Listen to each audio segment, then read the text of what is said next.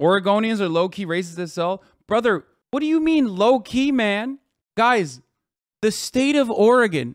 I know that people like look at Portlandia and look at Portland and think like, oh man, they're so woke. Brother, Oregon was so fucking racist. They literally did not want slaves, dude. Okay? They were too racist for slavery because they said, we don't want slaves because we don't want black people living around us, motherfucker. That's how racist Oregon was in its foundation and formation. What the f are you talking about? The Oregonian Constitution made it illegal for black people to own property until like 1994 or some shit. What the f are you talking about, dude? It's such a weird thing that like, Oregon when were black people allowed to have own, like legally allowed to own property in Oregon? Here, Oregon's racial makeup has been shaped by 3 black exclusion laws that were in place during much of the region's early history. These laws, all later rescinded, largely succeeded in the aim of discouraging free blacks from settling in Oregon early on, ensuring that Oregon would develop as primarily white. According to Wikipedia, it was until 1926. Okay, there was another law. There was another law in Oregon. Oh, a racist history shows why Oregon is still so white. Yeah, oh yeah, this is the article I literally covered. Oregon began as a whites-only state through a series of black exclusionary laws that was designed to discourage black Americans from living here in the first place. These laws point to the fact that Oregon was founded as a racist white utopia. In 1844, Oregon was still a territory.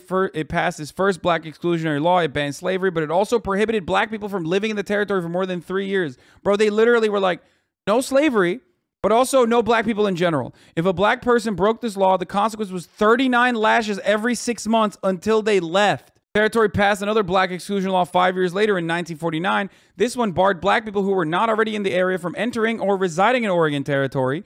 They literally were like, we're a sundown state. The final exclusion made it into the Oregon Constitution as a clause when the territory became a state 10 years later in 1859. They were like, we like that so much, we're going to keep it in the Constitution. The clause went further than the territory's second law, also prohibiting black people from owning property and making contracts. These laws were rarely enforced, but they did the job they were created to do, establish Oregon as a majority white state, and that's why Portland, the state's most populous city, is still known as the whitest big city in the United States. According to 2019 estimates from the Census Bureau, Oregon's population is nearly 87% white. The figure for the census category of white alone, not Hispanic or Latino, was 75%. The state's black population was just over 2%. The racist language in the Oregon Constitution was not removed until 2002, by the way. 2002. Let's not forget Rachel Dolezal was running the NAACP chapter in Washington. PNW is not known for his low-key racism. Oh, okay. Okay. Nice bathroom. Let me tell you something. Okay. 18 years ago, 30% of voters elected to keep the racist clause in the Constitution. Just understand that, dude. 30% wanted to keep the constitutional references to race. The measure removed historical racial references such as, you know, I won't say it, but the old school way of saying black, which, what do I always say, motherfucker? 30% of Americans will agree on anything.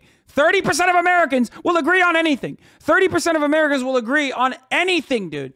Classic HasanAbi broadcast rule for America. You can always get 30% of Americans to agree on anything, okay? Straight up, no matter what happens. Classic, dude. 30% of Americans are pro-COVID.